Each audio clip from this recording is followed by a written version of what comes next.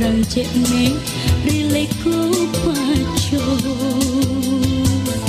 tenamu kapan kuliana kemotera biasa.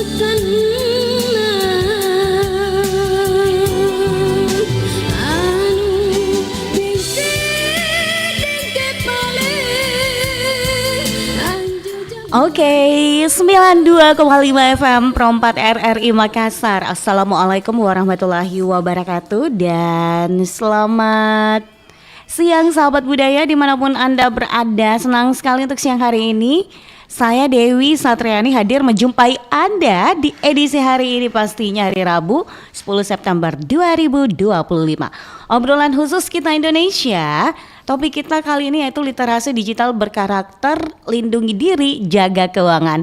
Dan sahabat budaya, di studio juga sudah hadir narasumber kita. Beliau adalah analis kantor OJK Provinsi Sulawesi Selatan, Sulawesi Barat. Ada Pak Melton Purba. Iya Pak Melton, Assalamualaikum, selamat siang. Selamat siang Mbak. Iya, apa kabar hari ini? Alhamdulillah baik. Alhamdulillah. Pembahasan kita kali ini terkait dengan literasi digital berkarakter, lindungi diri, jaga keuangan, ya. Oke, nah kira-kira seperti apa sih modus kejahatan digital yang sering terjadi di lapangan nih? Iya, mungkin sebelum itu saya menjawab dulu ya, apa yang menjadi permasalahan selama ini ya di masyarakat itu, karena di masyarakat ini kan selalu terjadi permasalahan keuangan ya. Iya. Khususnya digital keuangan begitu ya. Nah, berbicara hal itu kan juga termasuk di dalam konteks aktivitas keuangan ilegal, Mbak. Iya. Seperti ya. Nah, aktivitas keuangan ilegal itu banyak macam lah gitu ya. Apa ada di situ investasi ilegal, kemudian ada namanya pinjol ilegal, kemudian sampai dengan judi online begitu ya. Itu semua aktivitas keuangan ilegal begitu. Nah, kemudian dari situ juga banyak juga ada namanya kejahatan keuangan digital gitu ya. Yang sekarang ini banyak sekali masyarakat terjebak ya. Iya. Seperti tiba-tiba uangnya hilang di rekeningnya. Kemudian ada yang mengaku-ngaku call center bank mengarahkan sesuatu sehingga nanti korban melakukan transfer uang begitu ya. Nah, itu yang selalu terjadi di masyarakat begitu ya. Nah, kalau kami pilah-pilah ya Mbak ya secara besar gitu ya. Apa saja kejahatan keuangan digital yang terjadi di lapangan di masyarakat itu ada 4 bagian besar gitu ya Mbak ya. Iya. Pertama ada namanya social engineering. Nah, social engineering ini selalu terjadi Mbak. Ini namanya aja keren ya, tapi sebenarnya ini penipuan, tapi dia menipu dengan cara dia seolah-olah gitu ya, sebagai apa namanya itu call center bank misalnya gitu. Jadi mengarahkan korbannya ini untuk melakukan sesuatu yang di luar daripada kesadarannya begitu ya. Contohnya ini kan lebih kepada memanipulasi psikologis korban begitu. Nah, itu namanya social engineering. Jadi rekayasa psikologisnya begitu. Nah, sehingga orang juga melakukan transfer uang dan sebagainya begitu. Dan kemudian ada lagi namanya phishing ya. Phishing itu ini Mbak, yang kalau kita lihat itu ada kalau dulu fenomenanya tuh mendapatkan undangan APK begitu ya. Benar. WA itu. Ada biasanya tersebar gitu ya. Ya, itu jadi itu lebih kepada teknik phishing ya. Jadi memanfaatkan gadget sehingga nanti yang bersangkutan itu mengklik ya sesuatu file, tapi dia tidak sadar bahwa di dalam handphonenya itu sudah ada malware atau virus yang menyebar, yang tersebar sehingga masuk ke dalam mobile banking misalnya. Nah, kemudian misalnya uangnya hilang dan sebagainya begitu. Nah, ini phishing ya. Jadi ini sangat banyak yang terjadi di masyarakat korbannya begitu. Dan kemudian ini juga yang dulu ini dulu ya, tapi sekarang juga masih ada, tapi yang dulu tuh sering terjadi namanya skimming.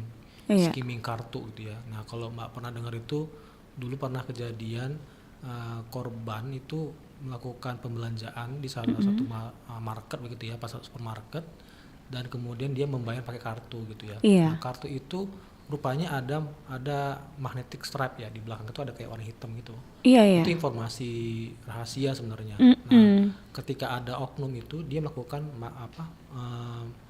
menduplikasi ya, menggesek di alat itunya, skimnya, kemudian datanya itu bisa direkam. Waduh, bahaya ini kalau kayak seperti itu ya. Betul, jadi itu yang sekarang masih terjadi, tapi dulu marak terjadi ya. Nah, ini yang perlu dihindari Mbak ya, ketika terjadi aktivitas yang melakukan penggesekan berkali-kali itu perlu dicurigai gitu ya. Jadi hati-hati. Sudah biasa pernah pengalaman sama saya juga itu. Gitu ya. Nah, berkali-kali begitu. Itu hati-hati. Itu bukan cuma 2 kali gesek, bukan 3 kali, tapi berkali-kali. Ada kecurigaan kita di situ, ada upaya untuk melakukan duplikasi begitu. Wow. Nah, kemudian juga masyarakat juga banyak belum sadar bahwa kartu itu ada 3 angka. 3 angka yang di balik kartu itu yang itu seharusnya rahasia sebenarnya. Nah, itu yang banyak masyarakat tidak tahu. Di bagian mana itu, Pak? Kan di balik kartu ada 3 angka tuh. Balik kartu kan ada yang ada hitam ya. Yang di balik kartu. Tapi nggak kelihatan. Kalau di depan kartu kan nomor angka kan? Iya, benar, angka. Nah, di balik kartu itu ada 3 angka. Oh. Nah, itu banyak orang nggak tahu. Nanti aku cek. Kelihatan nggak? Ada kelihatan 3 angka. Jadi namanya CVV namanya. Oke. Angka itu seharusnya rahasia sebenarnya. Tapi banyak masyarakat itu terbuka begitu ketika kita ngasih kartu pembayaran, misalnya lah di oknum melakukan dia swipe berkali-kali, kemudian dia hafal 3 angkanya, dia bisa membuat kartu lagi. Nah, 3 angka itu ada di kartu debit dan ATM. Kartu debit dan kartu kredit lah. Makanya hati-hati gitu. Nah, itu namanya skimming ya Mbak ya. Nah, terakhir ada namanya card tapping. Card tapping ini dulu kalau Mbak pernah tahu, orang melakukan penarikan uang di ATM itu tiba-tiba dia kesangkut gitu. Nah, biasa itu bukan biasa sebenarnya, itu hal luar biasa ya terjadi pada waktu itu. Tapi sekarang kayaknya mungkin ada kali ya. Tapi ada oknum itu lakukan seperti apa ya, ada alat yang ditempelkan di dalam tempat masuk kartu di ATM itu, Iya. sehingga kartunya itu sulit untuk keluar lagi atau masuk. Betul. Nah, itu alat itu adalah di dalam itu sudah merekam Waduh. ke isi kartunya, sama kayak skimming juga, tapi dia ditempatkan di dalam ATM. Iya, iya, iya. Nah, Iya. makanya sekarang kalau ATM sudah canggih-canggih sekarang ya. Nah, ini dulu terjadi gitu. Nah, ini kejahatan keuangan digital ini sampai sekarang pun marak terjadi. Iya, Apalagi kasus-kasus yang kayak seperti ada file undangan apa semacam di WA itu. Iya, iya, Ketika betul. dibuka Nah, nyebar habis tuh, lah. habis lah semua gitu. Iya benar. Oke, Pak Milton, dari OJK sendiri nih, bagaimana melihat fenomena kejahatan digital dan keuangan ilegal ini masih marak? Iya, Mbak. Jadi kalau kami melihat di masyarakat kita tuh sebenarnya itu permasalahannya itu ada di masih rendahnya ya, masih rendahnya tingkat kesadaran atau tingkat literasi pemahaman masyarakat terhadap keuangan begitu ya. Iya. Ini yang menjadi permasalahan utama ketika dia belum tahu resikonya dalam menggunakan produk. Tentunya ada permasalahan yang timbul di balik itu gitu ya. Nah, karena masalahnya masih rendahnya tingkat literasi keuangan ini banyak terjadi masyarakat mengalami penipuan gitu ya. Betul. Contohnya misalnya dia diiming-iming satu investasi. Nah, dia tidak tahu tuh apakah investasinya ini memang sudah diawasi atau belum oleh regulatornya gitu. Betul. Nah, ini masyarakat juga belum tahu. Nah, itu kondisi pertama. Kemudian kondisi kedua, kalau kami melihat bahwa sebenarnya sekarang kan sudah banyaknya informasi ini yang kita dapatkan di internet ya, Mbak ya. Iya. Tapi masalahnya itu informasinya itu yang kadangkala tidak terfilter gitu. Iya, iya, iya. Nah, dengan banyaknya informasi yang tidak terfilter ini, maka penawaran-penawaran investasi atau penawaran keuangan itu juga marak. Ketika dia belum paham resikonya dan dia belum paham apakah memang sudah berlisensi itu produk, ya orang juga banyak terjebak begitu ya. Iya, iya. Nah, maka dari itu kami melihat fenomena ini menjadi tantangan kami untuk bagaimana OJK melakukan edukasi secara masif ya Mbak ya, supaya masyarakat itu tingkat pemahamannya itu meningkat gitu ya. Iya. Jadi ketika ada yang menawari investasi atau pinjaman online, dia sudah tahu apakah ini sudah diawasi OJK atau regulator lainnya. Nah, itu perlu kita tingkatkan dulu Iya, iya. sebelum mereka lakukan selanjutnya begitu sih Mbak. Oke. Nah, maraknya penipuan online yang menyasar sektor keuangan menjadi perhatian kita bersama. Apa saja tips yang dapat Bapak berikan kepada masyarakat untuk menghindari menjadi korban penipuan online? Iya, jadi kalau kita berbicara online ini kan tentunya kan banyak hal yang harus kita lihat ya Mbak ya. Iya. Pertama, kecakapan kita terhadap literasi digital. Iya, iya. Literasi digital itu penting juga kita harus pahami bahwa jangan sembarang kita menerima informasi secara online apakah ini memang sudah, makanya difilter gitu, apakah ini Iya. benar apa tidaknya begitu ya. Nah, kalau terkait dengan keuangan ya, makanya kami selalu mengedukasi kepada masyarakat. Contohnya yang kayak tadi sudah saya singgung di awal tuh, Iya. ketika kita bertransaksi keuangan ya, bertransaksi di salah satu merchant misalnya, pastikan kartu itu jangan di swipe berkali-kali. Nah, Iya, itu salah betul. satu edukasi yang selalu kami dengungkan kepada masyarakat. Kemudian jaga kerahasiaan 3 angka di balik kartu ATM atau kredit tadi. Nah, itu penting untuk dijaga. Kami selalu mengedukasi masyarakat harus berhati-hati terhadap hal itu. Kemudian juga kami juga selalu melakukan edukasi kepada masyarakat hati-hati melakukan kunjungan situs ya. Iya. Kunjungan situs ini jangan sembarangan kita lakukan begitu ya. Iya. Ketika kita apalagi misalnya situs-situs yang judi online itu sebenarnya banyak sekali malware ya. Kalau Betul. bahasa di IT-nya itu di situs yang tidak official itu banyak sekali malware yang sudah akan menunggu masuk ke dalam mobile device kita atau handphone kita atau tab kita. Sehingga nanti masuk ke dalam mobile banking kita. Nah, itu Iya. hati-hati kita mengunjungi situs. Kemudian juga yang ini agak familiar kita lakukan, tapi kita tidak tahu apakah ada risikonya apa tidak. Apa itu? Jangan suka melakukan akses internet yang gratisan. Ya itu sempat saya dengar dari teman saya bahwa jangan kayak suka untuk masuk anunya akses internet yang gratisan karena biasa di hacker kayak punya diambil kayak akun apa saya nggak ngerti juga sih. Nah, jadi mungkin sedikit saya jelaskan teknis sedikit aja ya supaya Yes. mengerti dikit dasarnya gitu. Kenapa kita harus hati-hati mengakses internet gratisan? Karena di dalam sinyal wifi gratis itu kita tidak tahu apakah memang itu penyedia layanan yang ofisial atau oknum yang mendeploy sinyal gitu. Nah, misalnya saya contoh ya, saya bisa melakukan menyebarkan sinyal seolah-olah itu wifi gratis. Wifi gratis. Ketika calon korban ini masuk ke sinyal saya itu, Iya. saya sudah bisa melihat apa yang dilakukan. Wow. Nah, Ngeri. makanya ketika orang-orang sudah terjebak di dalam sinyal saya, kayak terperangkap dalam jaringan laba-laba begitu. Iya.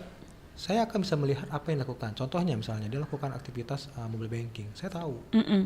Nah, jadi makanya hati-hati gitu. Wow. Nah, pertanyaannya bagaimana kalau kita melakukan mobile banking yang tidak menggunakan sinyal wifi gitu ya? Nah, itu lebih aman, Mbak. Kenapa? Karena kita itu di handphone kita itu di satu kartu kita sudah mendapatkan jalur khusus sendiri privat namanya IP address. IP address itu ini sedikit teknis, Mbak ya. Iya. IP address itu kita pengguna kartu provider kita diberikan satu nomor tersendiri gitu. Jadi ketika kita melakukan transaksi mobile banking kita sudah diberikan jalur khusus internet, Mbak, oleh provider sehingga yang tidak bisa orang masuk ke situ. Iya. Karena kita sudah dilindungi oleh provider kita. Nah, berbeda kalau kita melakukan akses ke wifi gratis. Iya. Nah, itu jalurnya kayak bukan jalur tol, dia jalurnya banyak jalan-jalan gitu. Nah, kita nggak tahu mana jalan mana yang akan akan ditunggui orang gitu ya. Misalnya contohnya, ketika kita melakukan aktivitas mobile banking, kita bisa terjebak di situ. Nah, itu secara analogi begitu, makanya hati-hati mengakses wifi gratis. Terakhir itu adalah OTP, one time password. Iya, itu juga. Yes, bukan pernah dengar tapi memang selalu ya kalau orang-orang yang mau belanja online itu selalu berhadapan dengan itu, OTP. One time password itu adalah finalisasi kita dalam bertransaksi online, Mbak. Misalnya Mbak melakukan transfer, melakukan pembayaran dan sebagainya yang bersifat banking ya gitu ya. Kita selalu dihadapkan dengan OTP. OTP ini adalah one time password finalisasi transaksi. Nah, banyak masalah OTP itu timbul tanpa kita lakukan. Iya. Nah, kenapa? Karena sudah ada handphone kita sudah di hijack sebenarnya. Sudah ada yang menyusup handphone kita. Kemudian ada OTP yang muncul di situ. Nah, jangan OTP itu kita berikan nanti kepada orang yang tiba-tiba nelpon nih orang. Iya. Kami dari bank ini bla bla bla, kami dalam maintenance, ada OTP yang kami kirimkan. Bisa diinformasikan. Nah, ada orang yang tidak sadar dikasih itu. Iya, betul. Tiba-tiba langsung mobilnya uangnya hilang dan sebagainya. Gitu. Wow. Jadi OTP itu benar-benar rahasia, tidak bisa diinformasikan kepada siapapun. Iya. Nggak bisa diberikan sama siapapun. Kepada siapapun, karena itu final transaksi. Gitu. Iya. Nah, ini banyak masyarakat yang belum paham. Kami selalu edukasi seperti itu. Oke. Nah, ini kan tadi kita bilang bahwa kartu yang berkali-kali digesek gitu. Jadi bagaimana caranya ini untuk mengantisipasi? Misalkan kalau kita mau membayar kan biasa seperti itu gesek berapa kali waktu itu zaman sebelum ada kris kan, kan seperti itu. Nah, bagaimana caranya kan motong jok membayar? Bingung tuh gimana caranya? Takutnya dia melakukan hal yang lain gitu ya. Bagaimana caranya?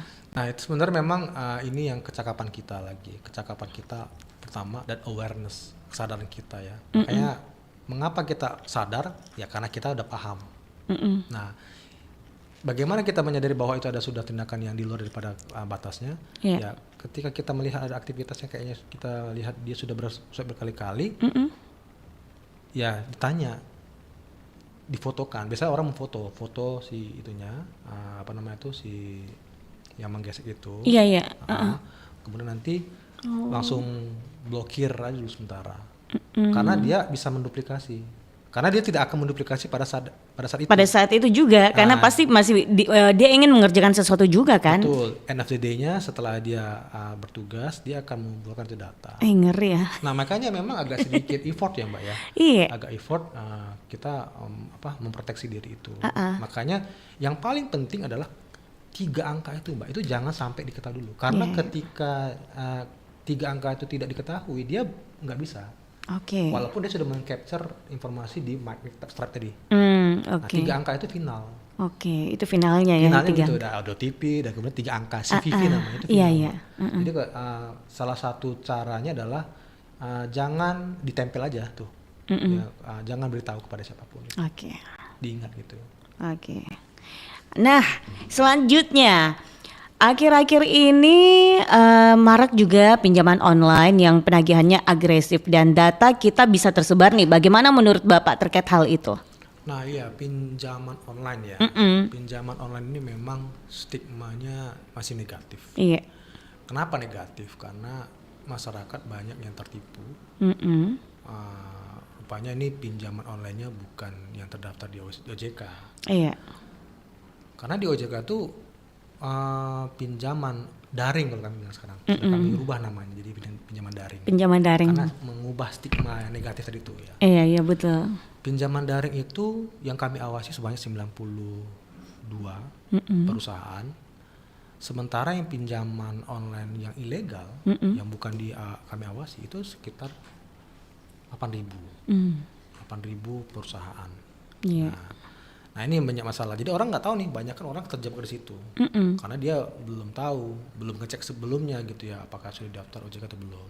Nah sekarang pertanyaannya kenapa banyak ya orang terjebak ya di situ pinjaman online ilegal pada akhirnya karena dia tidak mencari informasi terlebih dahulu apakah dia OJK. Kemudian pinjaman online ilegal dia itu mengakses seluruh informasi yang ada di handphone kita. Sementara yang pinjaman online yang kami awasi, kami batasi. Iya. Apa yang kami batasi? Ya, yang mereka bisa lakukan hanya mengakses kamera, mikrofon, sama lokasi GPS ya di handphone itu. Nah itu yang bisa kami pinjaman daring yang bisa kami berikan akses pada handphone pengguna begitu ya. Selebih daripada itu tidak bisa. Nah karena kalau yang online yang ilegal itu dia bisa mengakses kontak, galeri dan sebagainya begitu. Dan dia makanya banyak orang yang diteror gitu. Makanya proses penagihannya tuh dalam upaya peneroran. Kemudian galeri yang diakses itu foto-foto dimodifikasi kemudian disebar gitu. Nah itu makanya menjadi masalah. Nah sekarang bagaimana nih tipsnya? Nah sebelum melakukan download aplikasi pinjaman daring, nah itu pastikan dia sudah diawasi oleh OJK. Pertama. Kedua, kalau misalnya kelewat nih belum cari informasinya, diinstal nih. Ketika dia meminta permohonan untuk izin permohonan untuk mengakses foto, kontak selain dari bertiga tadi, itu udah pasti ilegal. Contohnya misalnya saya minta izin akses kontak dan galeri.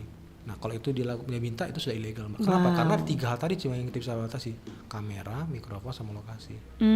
Di luar daripada itu sudah pasti ilegal. Nah banyak masyarakat juga belum paham gitu.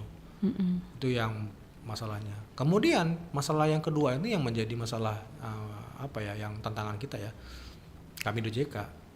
Masyarakat itu karena ini kemudahan mendapatkan dana, masyarakat itu menggunakan itu untuk kebutuhan yang sifatnya konsumtif.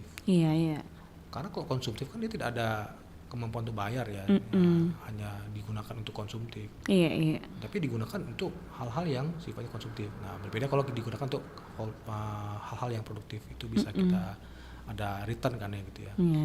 Nah jadi dia sudahlah dia pinjam ke pinjol ilegal, kemudian digunakan untuk konsumtif, kan jadi masalah gitu ya, besar. Itu yang menjadi tantangan. Kembali lagi kepada tingkat literasi keuangan kita masih rendah gitu.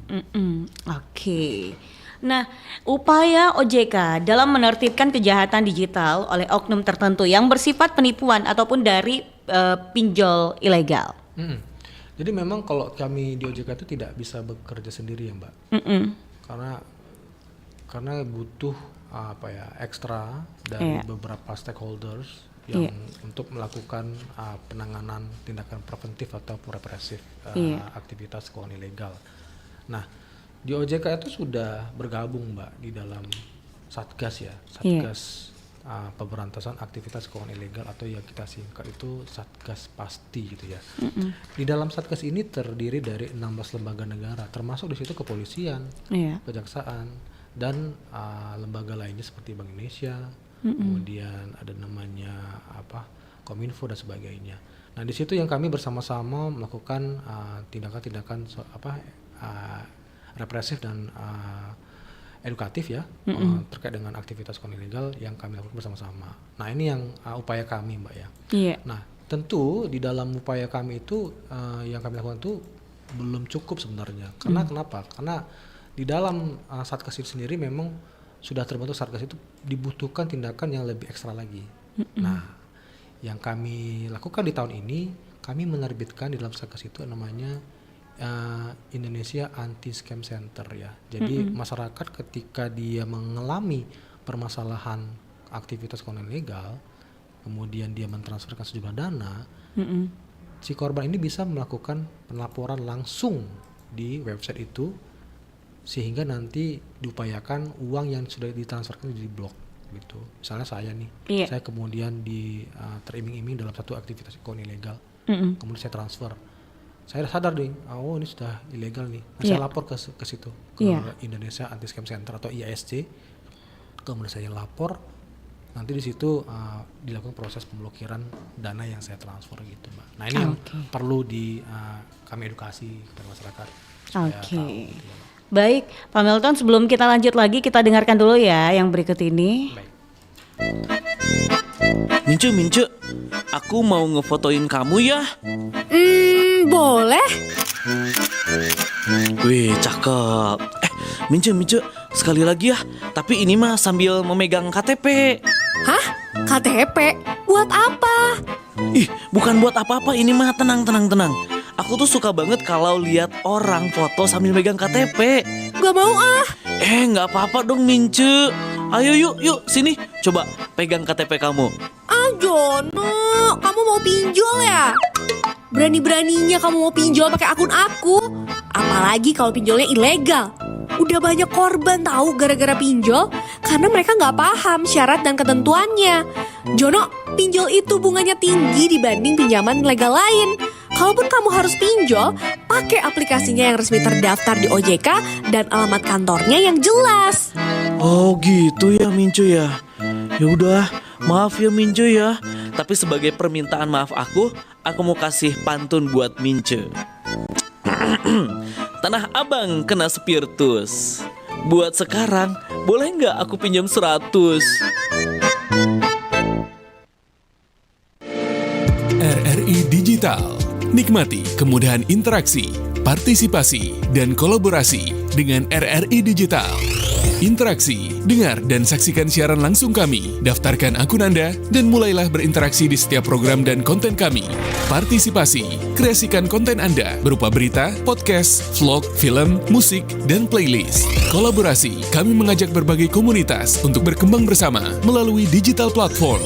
RRI Digital kini juga menghadirkan terobosan baru, workspace platform, dan online learning platform dengan fasilitas-fasilitas unggulan, monitor impact and outcome, meeting online, video conference, dan library. RRI Digital menghadirkan fitur-fitur untuk peningkatan interaksi, partisipasi, kolaborasi, workspace, dan learning. Segera download RRI Digital.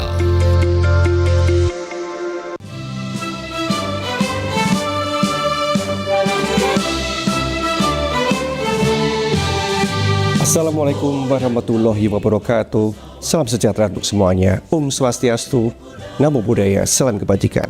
Saya Hendra Asmo, Direktur Utama LPP Radio Republik Indonesia, mengucapkan Dirgahayu ke-80 Radio Republik Indonesia. Angkasawan-angkasawati RRI yang saya cintai, 80 tahun perjalanan radio di Indonesia adalah sejarah panjang pengabdian untuk bangsa. Radio, khususnya RRI, bukan hanya sebagai media informasi dan hiburan, melainkan juga sebagai pemersatu bangsa sejak era perjuangan hingga hari ini. dengan mengusung tema memperkuat peran RRI, mendukung tujuan negara, bersatu, berdaulat, rakyat sejahtera, Indonesia maju. Kita menegaskan kembali komitmen RRI untuk selalu hadir di tengah masyarakat, menjaga persatuan nasional, meneguhkan kedaulatan, serta turut mendukung tercapainya kesejahteraan rakyat dan kemajuan Indonesia. RRI akan terus berperan sebagai wahana informasi publik dan media perekat kebangsaan sejalan dengan cita-cita Indonesia Emas 2045 melalui siaran informasi, edukasi, hiburan, dan literasi digital yang sehat. RRI berkomitmen untuk menyukseskan program pembangunan nasional, menjaga ruang dialog yang inklusif bagi seluruh lapisan masyarakat. Mari kita jadikan momentum Hari Radio ke-80 ini sebagai semangat baru untuk beradaptasi dengan perkembangan zaman, memperkuat transformasi digital, serta menjaga kepercayaan publik agar RRI senantiasa relevan dan bermanfaat bagi bangsa. Dirgahayu ke-80 Radio Republik Indonesia. Bersatu, berdaulat, rakyat sejahtera, Indonesia maju. Wassalamualaikum warahmatullahi wabarakatuh.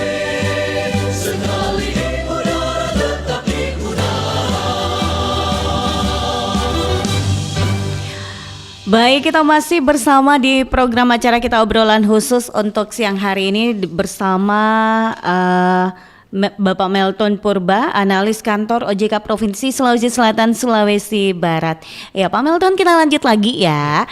Oke, Pak Melton, data atau informasi apa saja yang dilaporkan ke IASC dan apakah bisa ada pengembalian dana jika kita melapor ke situs tersebut nih? Oh ya, betul. Jadi ketika masyarakat mengalami penipuan, ini kan memang ada upaya dari kami ya supaya masyarakat itu bisa melakukan pelaporan langsung ya ketika ada kejadian begitu namanya IASC. Nah, sifatnya memang masih di dalam website ya, portal begitu. Nah, apa saja syaratnya di dalam pelaporan itu? Tentunya memang ada data diri yang perlu dipersiapkan nanti digunakan untuk pelaporan. Kemudian bukti kepemilikan rekening kita dan kemudian kronologis serta transaksi yang sudah dilakukan. Contoh rekening yang penipu gitu ya, itu dilaporkan juga begitu. Nah, pertanyaannya apakah memang nanti uang itu bisa dikembalikan? Nah, ini menjadi tantangan juga. Kenapa? Karena kalau pelaporannya itu sudah berhari-hari, tentunya kan itu uang kan bisa diambil oleh si penipu gitu ya. Nah, tapi kalau misalnya di dalam golden time itu misalnya ya langsung segera melaporkan di portal tadi, diharapkan itu uang itu masih bisa diblokir oleh banknya. Kenapa bisa diblokir? Karena seluruh bank itu sudah masuk di dalam IASC itu, termasuk di situ e-commerce ya, e-commerce yang contoh Tokopedia, Bukalapak dan sebagainya itu juga berperan aktif Mbak gitu ya. Karena kan tidak hanya diambil uangnya tapi bisa dibelikan dalam sejumlah produk ya di dalam e-commerce itu. Nah, ini yang tergantung dari kecepatan pelapor si korban tadi, bagaimana uang itu bisa diperoleh kembali. Nah, ini yang perlu kita informasikan kepada masyarakat. Oke, selanjutnya seperti apa literasi digital dan keuangan di EJOKA? Misalnya program edukasi kepada masyarakat agar lebih waspada terhadap praktik-praktik penipuan berbasis data dan pentingnya masyarakat mengenal legalitas aplikasi keuangan sebelum digunakan. Iya, memang kalau kami melakukan aktivitas literasi ya Mbak ya, itu kami seperti yang kami sampaikan di awal tidak bisa kami lakukan sendiri. Jadi memang perlu gandeng bersama begitu ya. Baik itu bersama dengan pelaku usaha jasa keuangannya ataupun sama pemerintah begitu ya. Nah, di dalam aktivitas kami melakukan literasi itu bergandeng dengan pelaku jasa keuangan itu kami buatkan dalam bentuk tematik begitu ya. Maksudnya itu kami akan menyasar yang spesifik audiensnya gitu ya, pesertanya begitu. Dan kami gandeng juga pelaku jasa keuangan yang memang dibutuhkan. Misalnya di dalam satu kesempatan di wilayah A begitu ya, targetnya ibu-ibu misalnya. Dia membutuhkan bagaimana mengelola uang, mengenali produk dan sebagainya. Nah, kami bersama dengan banknya misalnya. Jadi pesertanya sudah segmented dan pelaku jasa keuangannya sesuai gitu. Nah ini kami selalu create gitu ya, bentuk edukasinya begitu. Nah itu yang bergandeng bersama dengan pelaku jasa keuangan. Nah tentunya juga kami berkolaborasi dengan pemerintah, Mbak. Iya. Nah, itu yang penting sekali. Kenapa? Karena kan dia yang punya kuasa di dalam satu wilayah begitu ya. Nah ini kami kolaborasikan di dalam ada namanya tim percepatan akses keuangan daerah, disingkat dengan TPAKD. Nah TPAKD ini di seluruh Indonesia ada. Iya, Sudah seluruh ada. Indonesia. Nah, jadi memang TPAKD ini di situ juga ada OJK juga ada tentunya pemerintah daerah ya yang dia inisiatornya gitu ya. Nah kami juga bergabung karena kami bergabung, jadi kami salah satu program kerjanya itu edukasi. Iya. Jadi salah satu program kerja dari TPAKD ini adalah edukasi keuangan kepada masyarakat. Jadi tidak hanya bersama dengan pelaku jasa keuangan, tapi kami juga bersama dengan pemerintah setempat. Begitu sehingga nanti kegiatan edukasi ini bisa tersebar dengan luas ya. Iya. Ada perpajakan tangan pemerintah dan kemudian ada situ pelaku jasa keuangannya, Mbak. Begitu, Mbak. Oke. Nah, seperti apa etika dan perlindungan data oleh pelaku industri keuangan dari sisi OJK? Iya, memang di dalam perlindungan data ini memang sangat krusial ya. Iya. Data pribadi itu kan sangat-sangat krusial bagi kita, jangan tersebar begitu ya. Iya. Nah, memang di dalam POJK, peraturan OJK yang kami keluarkan, di situ sudah mengadopsi di dalam pasalnya itu dari roh Undang-Undang Perlindungan Data Pribadi. Jadi di dalam POJK yang kami keluarkan, yang akan menjadi kewajiban bagi pelaku jasa keuangan, mereka turut patuh untuk menyimpan data pribadi nasabah itu supaya jangan tersebar. Jadi memang ada kewajibannya untuk mereka melindungi data pribadi. Nah, sehingga nanti keamanan data pribadi nasabah itu dapat disimpan dengan baik. Nah, pertanyaannya apakah pelaku jasa keuangan ini bisa disanksi ketika dia terdapat membocorkan begitu? Tentunya ada sanksinya, Mbak. Ada sanksinya. Karena dalam POJK itu ada sanksi yang mengikat begitu ya, sehingga nanti seluruh pelaku jasa keuangan ini turut patuh di dalam peraturan tersebut, Mbak, untuk melindungi data pribadi nasabah. Begitu, Mbak. Oke. Nah, langkah-langkah pencegahan untuk konsumen atau tips agar masyarakat tidak mudah tertipu dan waspada terhadap tawaran investasi atau pinjaman yang tidak masuk akal. Betul, Mbak. Jadi memang ada beberapa langkah yang kami selalu dengungkan ya kepada masyarakat supaya berhati-hati, karena tidak bisa akan efektif kalau masyarakat itu pun tidak sadar sebenarnya. Iya. Berbagai macam langkah strategi yang kami lakukan ketika masyarakat itu kurang awareness, kurang sadar gitu ya terhadap bahayanya ini juga tidak bisa efektif, Mbak. Makanya yang paling penting itu adalah kesadaran. Bahwa masyarakat ini supaya berhati-hati di dalam aktivitas keuangan ilegal. Nah, seperti di awal saya sampaikan tadi, apa saja sih aktivitas keuangan ilegal itu? Banyak sekali macamnya. Tapi yang bisa kita simpulkan gitu ya, ada beberapa bagian besar. Pertama adalah investasi ilegal, kemudian pinjaman online ilegal, serta dengan adanya judi online ya. Nah ini yang banyak sekali yang menjadi masalah di tengah-tengah masyarakat. Nah bagaimana tipsnya? Pertama, untuk investasi ilegal itu ada namanya kenali 2L, legal, logis. Jadi 2L ini, L pertama adalah legal. Pastikan legalitasnya itu dari entitas yang investasi yang ditawarkan ini, apakah sudah ada legalitasnya? Iya. Ya, kalau dia sudah dikatakan kami PT nih Pak, PT bla bla segala macam. Nah, PT itu bukan berarti dia memiliki izin dalam menghimpun dana. Iya. PT itu hanya badan hukum saja. Nah, untuk izin operasionalnya tentunya dari regulatornya. Bisa siapa saja begitu. L kedua itu namanya logis. Logis itu adalah kelogisan imbal hasilnya. Imbal hasil itu kita lihat apakah logis ya. Bagaimana kita mengatakan itu logis? Kita compare dengan bandingkan dengan misalnya contohnya investasi deposito misalnya. Deposito dalam setahun itu sekitar 5%-an. Tapi ada yang menawar investasi dalam sebulan itu bahkan sampai 30%. Iya. Nah, berarti kan sudah 300% kan? Iya, betul. Setahun kan. Nah, ini yang tidak logis. Nah, itu tips untuk aktivitas investasi ilegal. Kemudian pinjaman online kan bagian dari aktivitas keuangan ilegal. Itu tipsnya tuh pastikan bahwa ini memang sudah diawasi oleh OJK. Iya. Itu tipsnya. Kemudian misalnya lupa nih menanyakan apakah ini sudah diawasi OJK.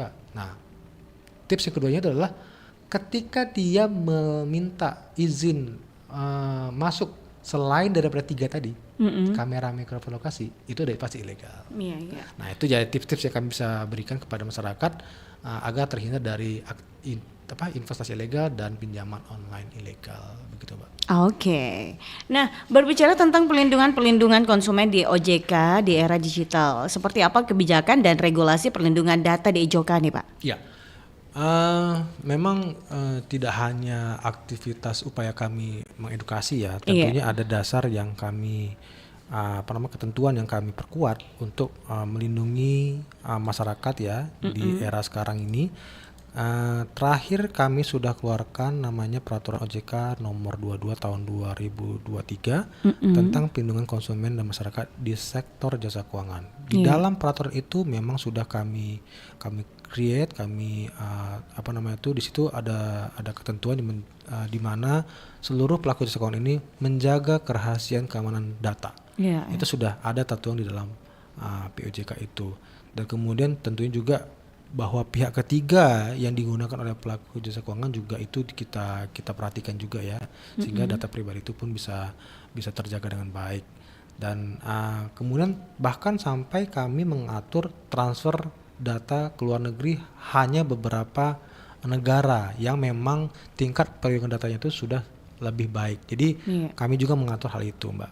Selain dari POJK itu ada namanya surat edaran terkait dengan itu kerahasiaan data yang tadi sudah saya elaborasi lebih dalam, sehingga nanti seluruh pelaku jasa keuangan itu mematuhi peraturan OJK, surat edaran OJK dan sebagainya sebagai upaya mereka menjaga kerahasiaan data. Jadi itu upaya kami, Mbak, dalam ketentuan.